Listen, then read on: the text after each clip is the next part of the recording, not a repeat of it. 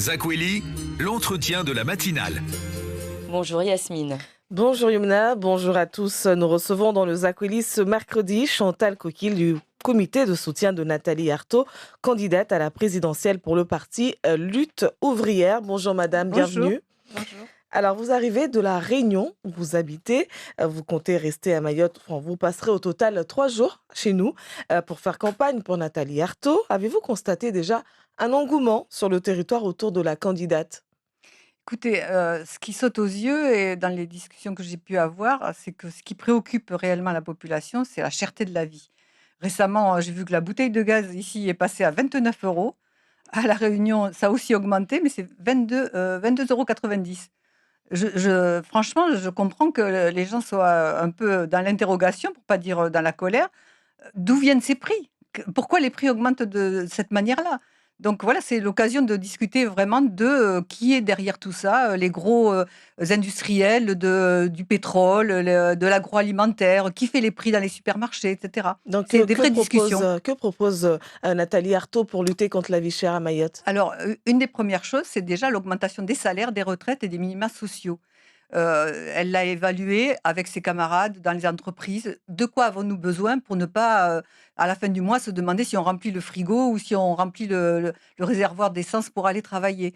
Et donc c'est 2 000 € par mois net pour, 2 000 € plus 30%, si j'ai bien alors, retenu, pour voi les ultramarins.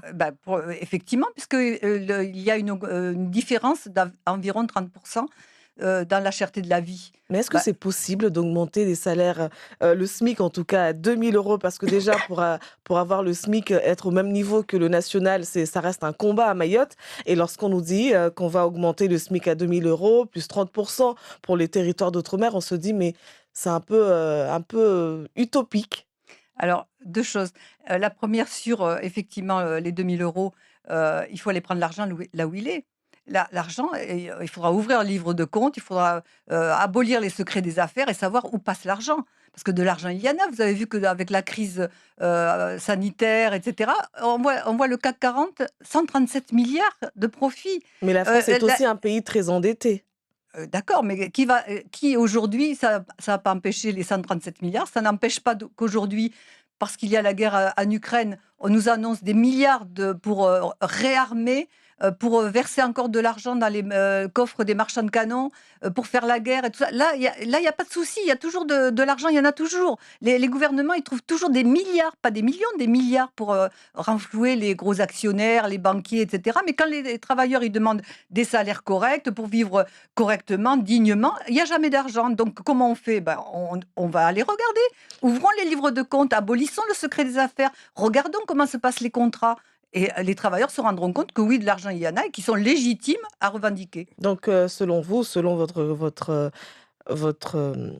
selon Nathalie Arthaud, tous les gouvernements qui se sont succédés n'ont pas su trouver cet argent-là pour justement être donc quelque part, c'est une mauvaise volonté de leur part? C'est une volonté de laisser les Français dans la précarité, enfin pas dans la précarité, mais dans l'état actuel? Vous savez, la France et l'outre-mer, il faut commencer par dire une chose basique. Il y a 2 France, la France des riches et les autres.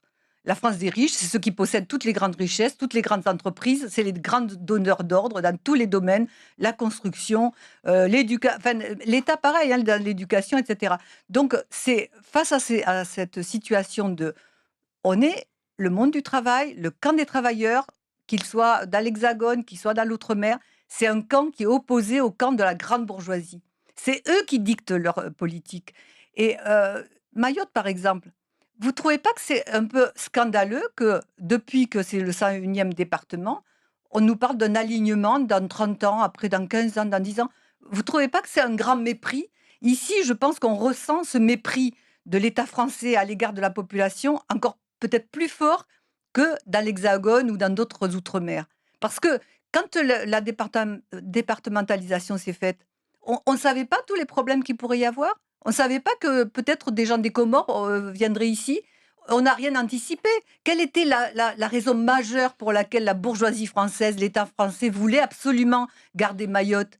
Les Mahorais, ils en ont la conscience de ça. On va procéder par étapes, Chantal Coquille. Vous avez parlé des riches, Nathalie Arthaud, avec elle, on a l'impression qu'être riche, ce n'est pas permis, qu'être riche, c'est quelque part mépriser les autres. Serait-elle prête, par exemple, si elle est élue présidente, à diminuer le salaire qu'elle pourrait toucher et diminuer les avantages des parlementaires?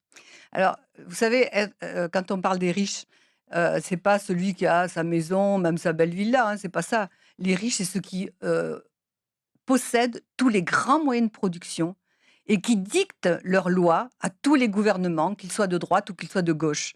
C'est de ça qu'on parle. Effectivement, vous faites bien de me le faire préciser, parce que c'est les grandes sociétés, c'est les grandes familles, les grands milliardaires qui sont, ils ont leur top 500, hein, régulièrement, quelques noms émergent, les Muliez, les Bolloré, etc., les grandes entreprises, Total, voilà, c'est de cela dont on parle. C'est eux qui dictent leurs lois et c'est eux qui sont prêts à mener des guerres, à affamer les populations. Vous avez vu avec la guerre en Ukraine, les spéculations qui se font. Il y a déjà des émeutes de la faim au Sri Lanka, il y en aura d'autres. C'est ces gens-là qui possèdent entre leurs mains toutes les richesses du monde et qui dictent leur politique. L'égalité Pour eux, réelle serait-elle véritable, serait-elle réelle avec Nathalie Arthaud? mais Nathalie Arthaud, si elle était présidente, c'est qu'on serait déjà dans une période de grande mobilisation, une période pré-révolutionnaire pratiquement, voire révolutionnaire. C'est-à-dire qu'une majorité de gens seraient déjà lancés dans des combats et des manifestations puissantes qui auront pour objectif effectivement l'expropriation de ceux qui mettent la planète en coupe réglée, de crise économique, en crise de guerre tout court. Voilà, c'est ces gens-là qu'il faut exproprier et il faut renverser ce système. Voilà, le sens du vote pour Nathalie Arthaud, c'est ça. Ne nous résignons pas, ayons les yeux ouverts et ne croyons pas tous les bonimenteurs qui ont des solutions, soi-disant, en maintenant le système en place. On ne pourra pas avoir des solutions à tout ce que vivent les travailleurs, les plus pauvres, etc., dans le cadre de ce système capitaliste. C'est pas possible. Mayotte, comme l'ensemble des territoires ultramarins, connaissent cette situation de monopole, que ça soit dans l'alimentaire, dans tout ce qui est énergie. Vous avez évoqué tout à l'heure le prix de la bouteille de gaz. Que propose Nathalie Arthaud justement pour lutter contre cette situation de monopole? Ben, la première des choses, encore une fois, c'est l'augmentation quand même des salaires, des retraites et des minima sociaux. Deuxièmement, avec indexation sur les prix, parce que comme ça, pourquoi pas faire augmenter les salaires et les retraites au fur et à mesure que les prix augmentent, et pas une fois par an, mais toutes les semaines s'il le faut. Voilà, donc c'est la première des choses, Donc c'est ce mois-ci, l'indexation. au mois d'avril, la bouteille de gaz augmente est fixée à 29 euros. Ça fait une augmentation donc de les Mahorais combien? pourraient espérer avoir un salaire qui augmente Absolument, aussi à la fin mais du ça, mois il faut d'avril. l'imposer. Il faut l'imposer. C'est pas, ça fait pas partie d'un programme comme ça où votez pour Nathalie Arthaud et vous aurez ça le Ce lendemain. n'est pas C'est trop beau pas du pour tout. être vrai, madame. Mais c'est pas une question d'être beau. Il faut arrêter de penser petit. De quoi avons-nous besoin? C'est de ça dont on parle. Dans le camp des travailleurs, nous portons cette voix-là. Il faut que les travailleurs arrêtent de penser petit. De quoi avez-vous besoin à la fin du mois dans votre porte-monnaie pour faire face à vos obligations? Parce que nous, les charges fixes que nous avons, on est obligé d'y passer. Le loyer, l'énergie, etc. On est obligé de passer par là. On n'est pas comme les entreprises qui demandent à avoir des allègements sur leurs charges sociales, etc. Nous, à la fin du mois, on doit payer nos charges fixes. Voilà, donc arrêtons de penser petit et sachons que de l'argent, il y en a. Et si on n'en est pas convaincu, encore une fois, dans les luttes que nous devrons mener, eh ben, c'est une des choses qu'il faudra imposer, l'ouverture des livres de compte. Madame, je vous avais rencontré il y a 5 ans, donc au centre de Mamoudzou, en train de coller des affiches tractées. Alors, qu'est-ce qui a changé en 5 ans et est-ce que c'est pas compliqué en fait de venir toute seule ici et militer pour Nathalie Arthaud? Bah, je ne suis pas exactement toute seule, heureusement d'ailleurs, que j'ai quand même quelques contacts avec des personnes qui partagent ce sentiment qu'il faut que la voix des travailleurs se fasse entendre, que le camp des travailleurs soit présent. On a tout fait pour être présent, effectivement, y compris dans cette élection, mais le reste du temps aussi, essayer de convaincre, de discuter, de recueillir aussi le ressenti, hein, des travailleurs, de la population ici, comment ça se passe. Voilà, et ça enrichit notre compte commun de revendications, parce que vous savez, d'un bout à l'autre de ce qu'on appelle la République, que ce soit la métropole ou que ce soit l'outre-mer, l'ensemble de la population a la même préoccupation, pouvoir vivre dignement, dans la sécurité, correctement, etc. On a les mêmes préoccupations, les mêmes objectifs. Voilà, et il faudra mener des combats en commun. La première des choses ici, c'est effectivement de lutter contre tout ce qui divise le camp des travailleurs, ce qui divise la population pour des raisons qui sont spécifiques et particulières ici. Lorsqu'elle est interpellée sur l'insécurité à Mayotte avec une délinquance juvénile assez très importante, Nathalie Arthaud estime que ces jeunes agissent parce qu'ils vivent dans la précarité, qu'il faudrait les prendre en charge, leur offrir une éducation.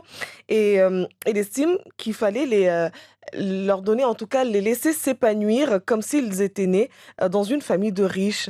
On revient encore sur cette opposition entre riches et pauvres, mais est-ce qu'être pauvre excuse tout?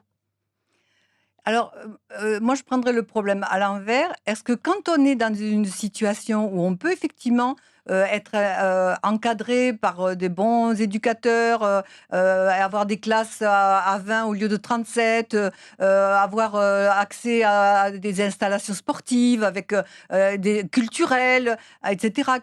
Est-ce qu'on n'est pas entraîné à vivre autrement que quand on doit tous les jours aller chercher de l'eau, aller chercher, se demander comment on va faire ses devoirs parce qu'on n'a pas d'électricité, etc. C'est ça, il faut voir les choses de notre point de vue, du point de vue des pauvres, du point de vue des travailleurs. Et si on se met du côté des victimes, alors comment on réagit? Alors, les victimes, oui, vous avez raison, les victimes, c'est un vrai scandale que dans un département français, on ne puisse pas vivre correctement, en sécurité, que l'on ait peur de se faire attaquer, que l'on ait peur de se faire voler, etc. Bien sûr que c'est un scandale. Mais encore une fois, je voudrais dire que ceux qui sont victimes de cette insécurité se rendent compte qu'ils ont d'abord et avant tout comme grand responsable l'État français. Parce que l'État français, pourquoi, encore une fois, je reviens à cette idée, pourquoi est-ce que l'État français, le jour où il a décidé de faire ce processus de départementalisation, pourquoi est-ce qu'il n'a pas investi ce qu'il faut? Mayotte, vous vous rendez compte par rapport aux 100 milliards, aux milliards qui sont jetés dans les caisses des marchands de canons, qu'est-ce que c'est Mayotte?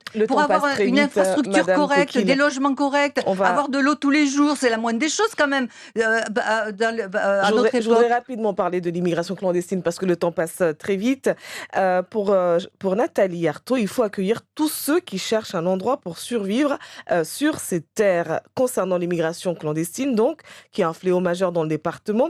D'ailleurs, nous avons appris qu'hier soir, 56 ressortissants africains ont été intégrés au centre de rétention. Des hommes, des femmes, des enfants, dont un nourrisson, qui ont passé 4 jours en mer. Ils n'ont même pas transité par les Comores, mais ils ont quitté directement le continent africain pour rejoindre directement Mayotte. Donc, il faut que Mayotte accepte d'accueillir toujours, malgré le fait qu'elle soit trop petite, qu'elle ne peut pas finalement, en tout cas, c'est ce qui ressort, c'est ce que Mayotte ne peut pas accueillir tout ce monde. Mais Nathalie Arthaud dit qu'il faut quand même continuer à accueillir du monde. Vous savez, là, c'est l'exemple type de la grande faillite de l'État français. Parce qu'est-ce qu'on fait? On amène des gendarmes, on amène l'armée, des intercepteurs, des moyens technologiques extraordinaires pour arrêter les bateaux qui approchent de Mayotte, etc. Eh ben non, on n'arrêtera rien du tout. Parce que le problème fondamental, c'est pas de trouver le moyen d'arrêter des Kwassa. Les gens qui fuient la misère, ils la fuiront de toute façon. Les millions d'Ukrainiens qui fuient les bombes, eh ben, ils partiront de toute façon. Alors qu'est-ce qu'on fait sur cette planète? On continue à essayer de monter des murs, à endiguer les inondations dues à la misère, inondations humaines dues à la misère, dues aux guerres. Non, il faut envisager la société autrement. Et, il faut regarder les choses en face, encore une fois. On n'y arrivera pas autrement. La plupart des étrangers qui arrivent à Mayotte font la demande d'asile, ou il y en a qui obtiennent aussi leur titre de séjour, mais des titres de séjour qui sont territorialisés. Est-ce que Nathalie Arthaud serait prête à y mettre fin? Moi, je pense que, de toute façon, il y a une immigration clandestine parce qu'il y a le visa Balladur.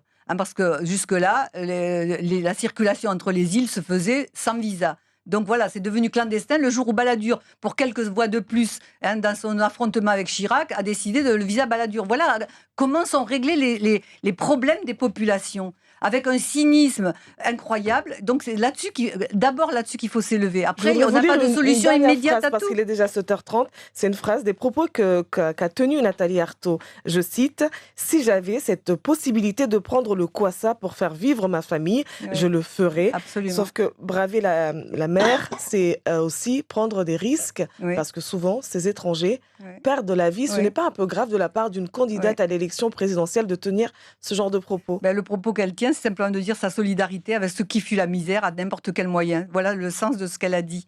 Et Merci. donc, voilà. Merci beaucoup Chantal Coquille. Je rappelle que vous êtes membre du comité de soutien de Nathalie Arthaud, candidate à la présidentielle pour le parti Lutte ouvrière. Merci d'avoir été l'invité du Zakwedi. Merci.